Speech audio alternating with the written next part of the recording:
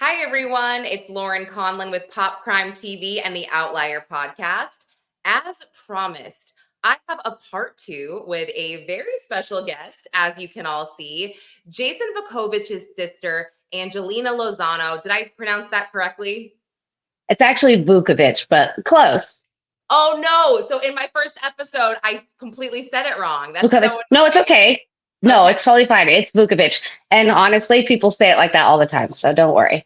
So it's interesting because I was doing some research and I watched a bunch of interviews and some footage where they were pronouncing it like that. So I was just like, "Oh, good! I'm so prepared." And yeah, No, you're cool. totally fine. You're totally fine. It happens. So, Well, Angelina, thank you for joining me. I do have a lot of questions and some things that I think that I might be confused about. But first and foremost, this is really interesting. You and Jason and Joel did not grow up together. You discovered kind of recently that Jason was your brother. Can you describe how that happened? absolutely. Yeah. So, I'll try to keep it simple and short, but basically, we have the same father. Their father, our father, and their mother had them too, left them, and then had me, didn't stay around to meet me. He's off doing his own thing. And however, whenever, my mother was raising me, my family knew who my dad was and knew that he had two sons. And so ever since the internet came about, my mom passed away when I was 6. And so I would always had this need to reach out and like at least just see the faces or talk to one time my, my kin, the people who are closest blood related to me. And so when the internet became a thing, I searched off and on for them, and I could only find my dad and his wife, and I could never find any evidence of kids. It was so weird. And so finally, in November of 2017, I was scrolling through Facebook. I was standing right there in my kitchen, and it was like, oh, 30-day free trial. And I was like, I bet I could find my brothers in 30 days. And so I signed up for the 30-day free trial, set a reminder to cancel it, and I found them within 3 days. What Um, was it? Sorry, I missed that. Like Ancestry, or was it? Ancestry, yeah, ancestry.com. Yeah. Wow, you And found them in so, 3 days. Wow. yeah, in 3 days. And I'm telling you, when I say like I was glued to the computer for like a full 3 days, and I think I found their half brother from the stepfather, the Chester, the molester, if you Yeah, will. yeah, I yeah. found their half brother first, and I thought that was my brother. And I was looking at him, and I was like, "Dude's got red hair. He looks nothing like me." Yeah. And so I messaged him. I said, "I think you might be my brother," and he said, "No, actually, I'm not. But here's the scoop Okay. on your actual brothers." And so that's how I found them. And at that point, Jason had not been sentenced yet, but I think he most likely was in jail waiting to be sentenced. Okay. Yes, So yeah, that's correct. you So discovered this. You were like, wait, what's happening? yeah. So he was like, "Your other brother's in prison," that whole story. And so I started researching it. And when I found the story, like when I was growing up, okay, my mom passed away when I was 6. I was passed around from family member to family member, didn't really have parents, that whole thing. And I thought the whole time I had the shit end of the stick. Like, and in my head, Yeah. and no, I wasn't thinking badly of them, but in my head, I pictured dad, mom, and my two brothers, happy family, And so, yeah, that's what I thought.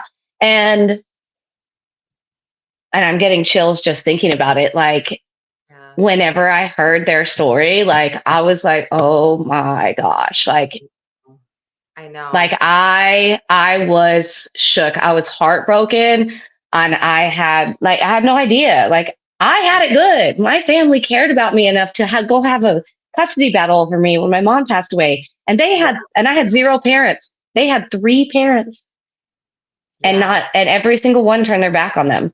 And that really broke my heart. So anyways, find him, and he hadn't been sentenced yet. And I waited until he was sentenced to write him because I didn't want to seem like a fangirl being like, "Hey, I'm your long lost sister." Yeah. And then him be like, "Ugh." And then also, I didn't want to distract him from focusing on sentencing and being like, "Oh my God, what long lost sister?" And him I don't know. I just, yeah.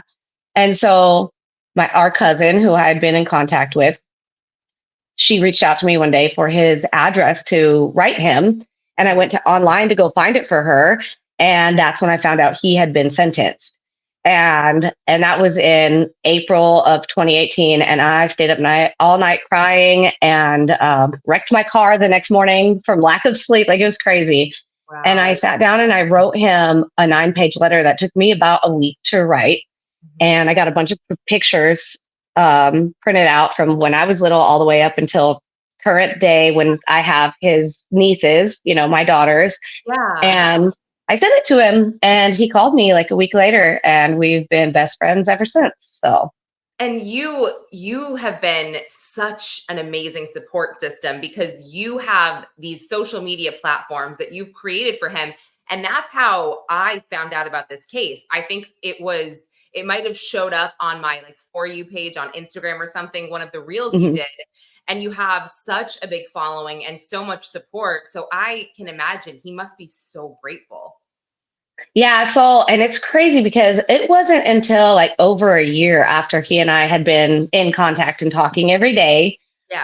um, that this even happened because a big page on Facebook had posted a meme about him, and my family and friends, my 400 like followers on Facebook, had followed my little story that I was documenting when I went to go meet him for the first time. Yeah. And so they saw this post and they started tagging me in it. Hey, this is his sister. This is his sister. And so I saw it and I was like, he called me the next day and I was like, hey, Jason, I was like, this is what's going on.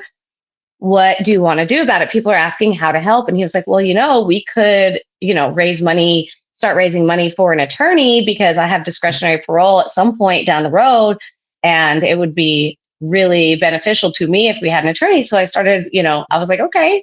So Yeah. that's how that whole thing got started. Like, I didn't immediately jump on the internet, Right. whenever we met, that just happened to come about. And I went from, it was crazy, stupid. I spent days like just trying to answer messages. I hired my kids to get on and try to answer messages. It was crazy. Yeah, I was like, girls, I'll pay you if you just start here. Here's the responses you need to respond to these types of messages. It was crazy. It was so crazy. Yeah, and But I yeah, can imagine. I mean, I feel like he really is getting a lot of support, and I think that a lot of that support is because you put his story out thanks. there for people to hear about it, to know about it.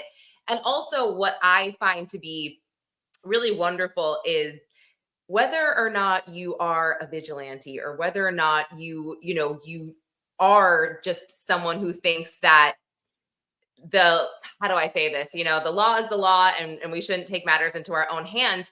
Jason has since admitted, like, maybe I shouldn't have done that. And I would advise others to seek therapy because look at my life now. It's anything but glamorous. And everybody's glamorizing the fact that I did this, which Yeah.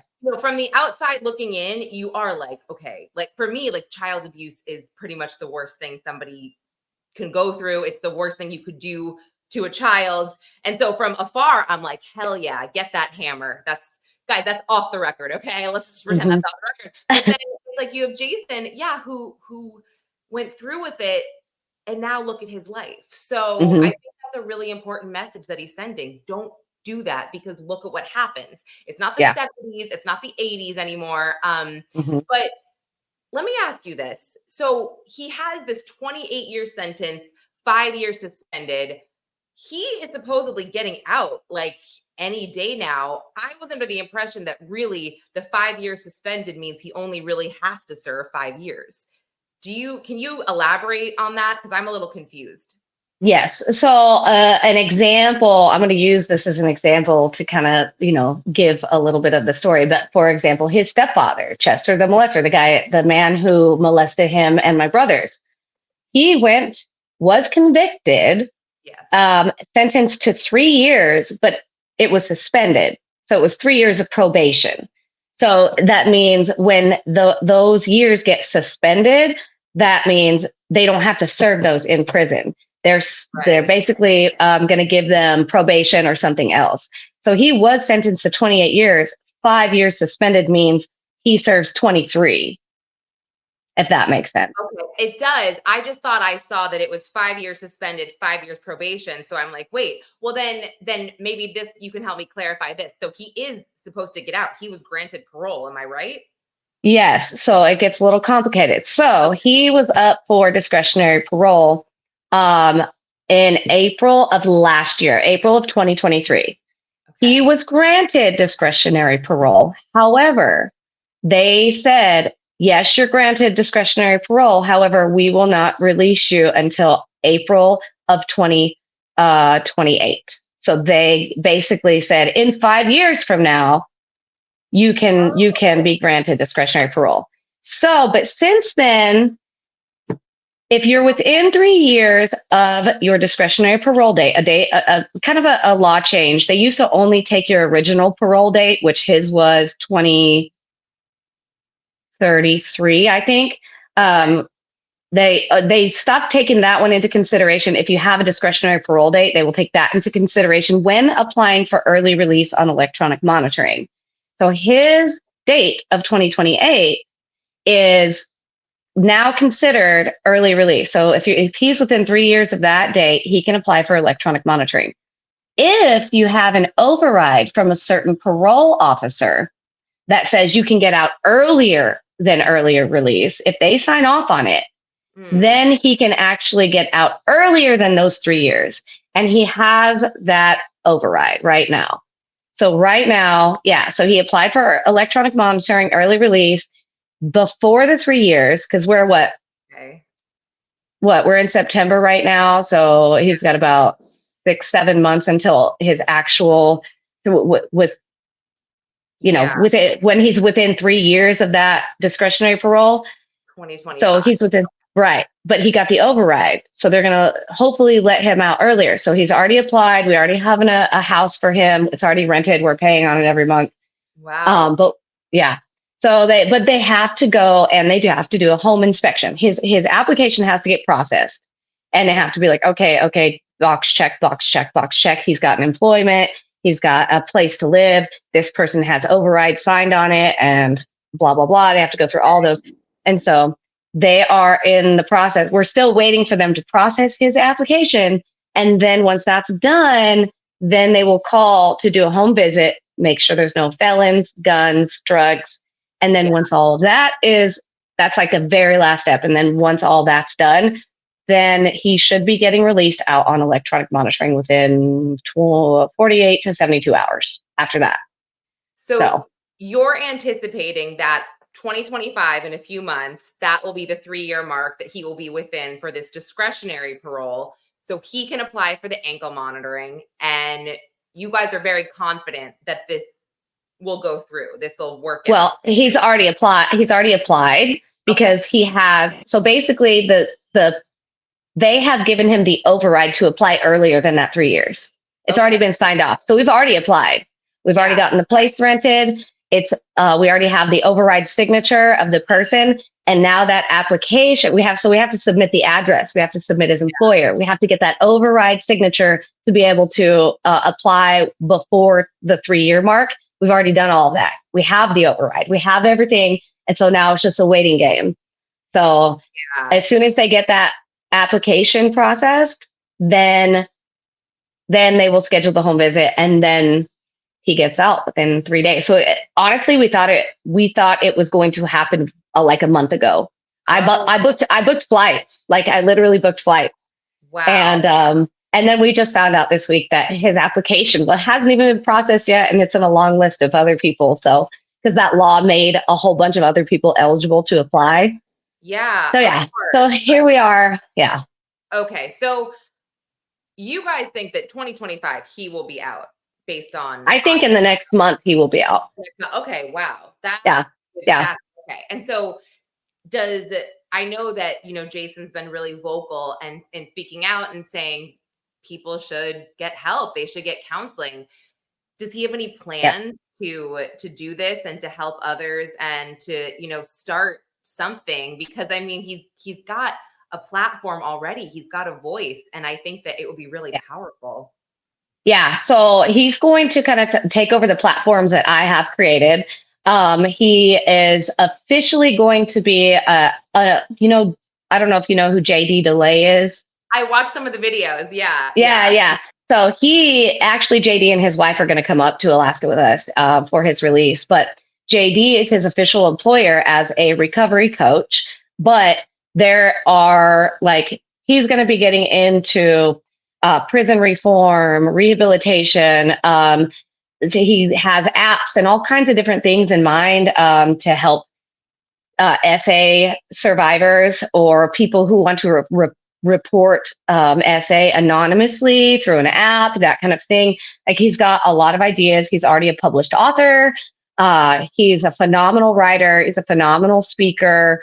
Like, he has a huge future. And I think one of the biggest things for me is that he didn't have any support before. Like, he didn't have a support system. Like, you know what I'm saying? Like, none of the family talked to him.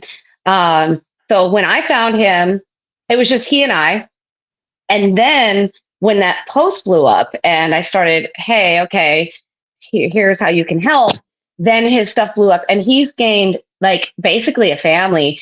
And I'm talking people who we had, his name is Todd Smith. He actually moved. He quit his job and moved from North or South Carolina to Alaska for an entire year.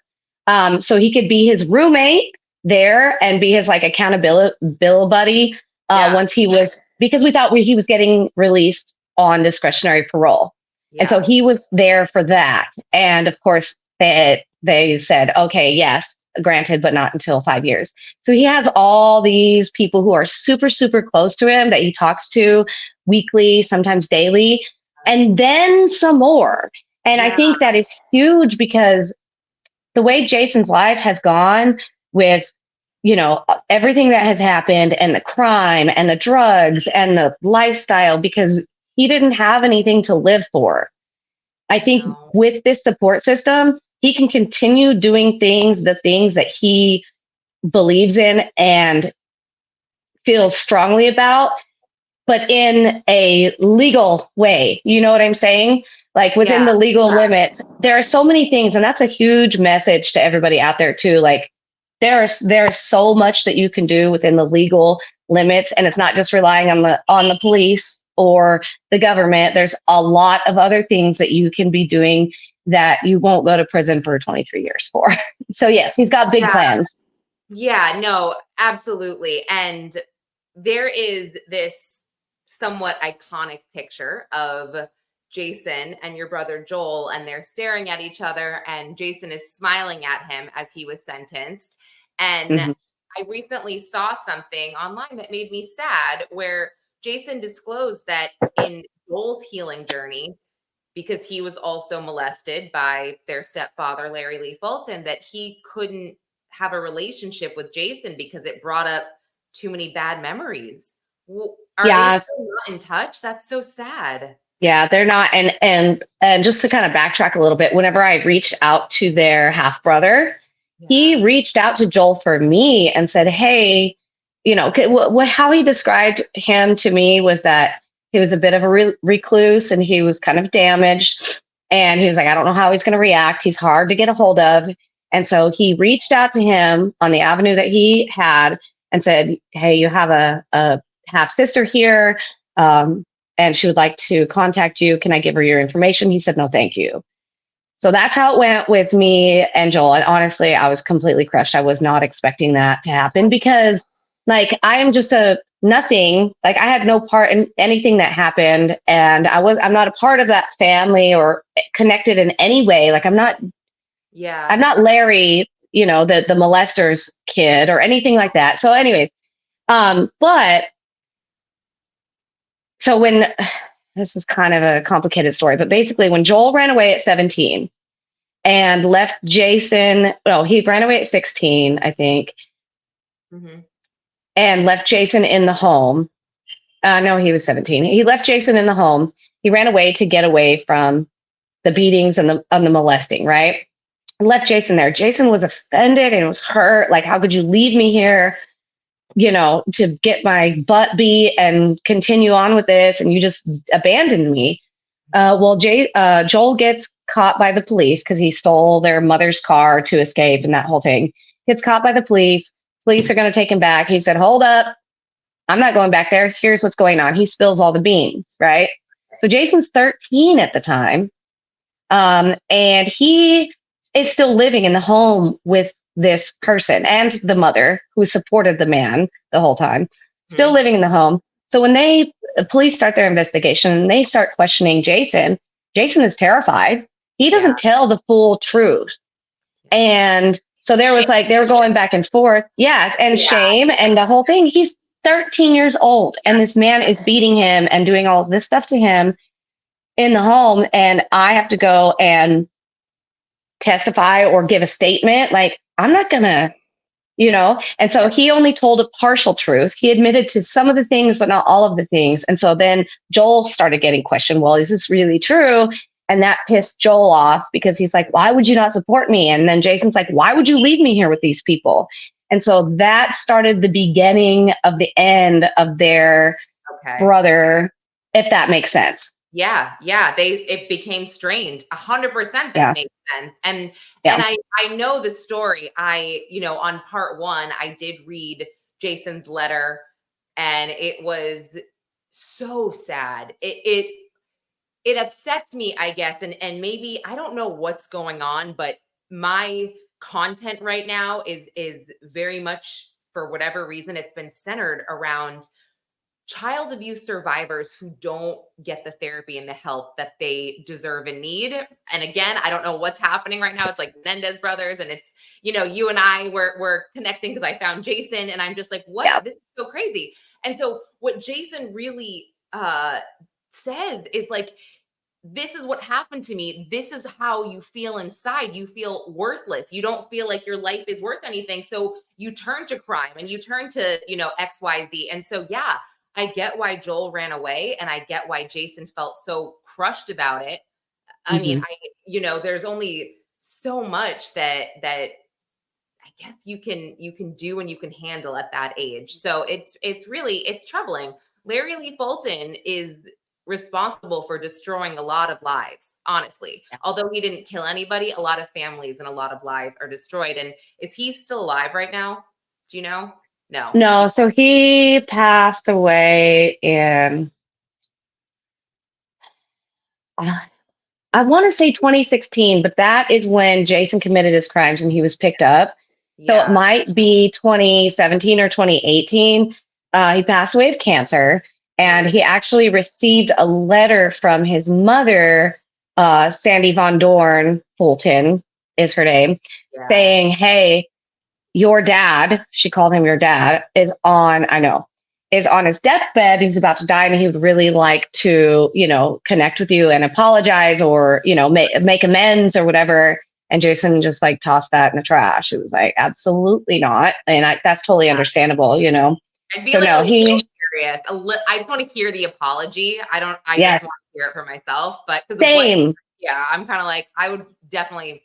But I told him the same thing. I was like, you don't want to just have any idea and then you could be like, look at this loser, but he no, because could you imagine? And I can't imagine this because I was not molested or raped as a child. I didn't go through what Jason went through, but could you imagine having to relive and touch a piece of paper that person has touched and read words that person has written after your entire life at Jason's age has gone the way it went?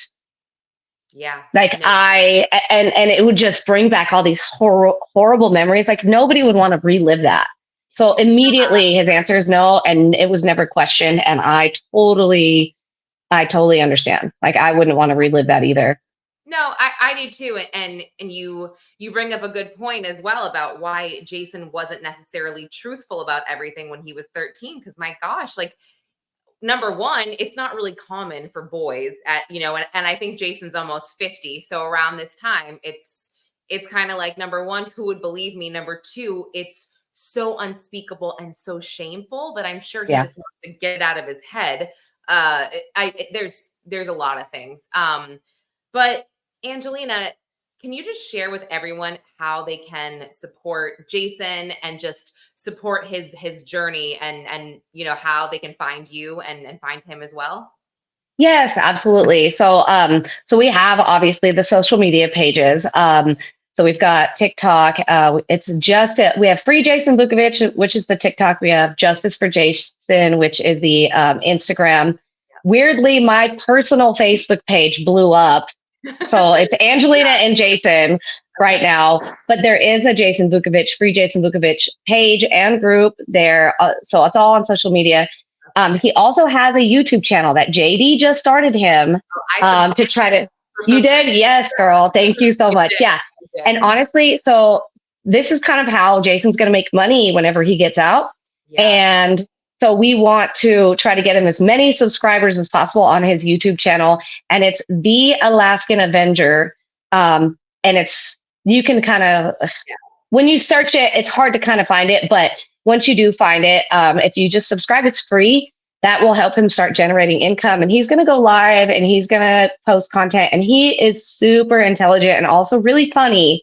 So Yeah. you guys will not be disappointed, I promise. That's So, awesome. oh I'm yeah, Yeah, I'm go ahead. looking forward to it. And I'll put all the links in the episode notes. And I did the same thing for the first episode. I did a link tree and everything. And oh my gosh, I'm sorry for mispronouncing his name. Oh, girl, it's okay. No, you're totally fine. No, don't. It happens all the time. I didn't know how to pronounce his last name. Whenever, whenever I first saw it. By the way, his name is his ex-wife's last name that he took in. By the way, I don't know if you know that. Wow. Well, that's Yeah. interesting. Oh my gosh. Well, I guess I don't blame him for just wanting to distance himself from his family life. I mean, clearly, like both of your fathers, if you want to call it that, sperm donors had no interest in actually being a father, clearly. You guys Hmm. must honestly bond over that. Like, look, our bio dad left us both. What the hell? Like, Yeah, like why? And so yeah, he's got 3 kids that we know of, 10 grandkids, and a couple of great grandkids that he has zero contact with. yeah. He sounds Like like after, and we actually went to try to meet him whenever I had my first kid because I was like, there's no way I could have a child out there and not want to know what they look like at least. And it didn't go well. Isn't So that so crazy to think about? so It really weird. is so crazy. My gosh. Well, It's Angelina, crazy. thank you so much. I would love to keep in touch with you and just, yeah, Absolutely. I'll follow everything, follow Jason's journey. And you also let me know if you ever need anything, if I can help Absolutely. in any way. But I appreciate you taking the time to just share Jason's story and clarify some things for me that I was just not clear about. So, No, you're totally oh, good. And honestly, like I'm always happy to do this because spreading awareness and just talking about the subject matter helps everybody. Like it's huge. That's like the most important part of why I do this. Not just only to help my brother, but it's to spread awareness. yeah, So yeah. So don't take the law into your own hands, everybody, as tempting as it might be, because these people are animals, you know. I mean, I really it makes me sick to my stomach. But you will all right. pay the price. Yeah, So exactly. Exactly. Well, thank you so much again, and we will welcome. be in touch. Thank you, Lauren.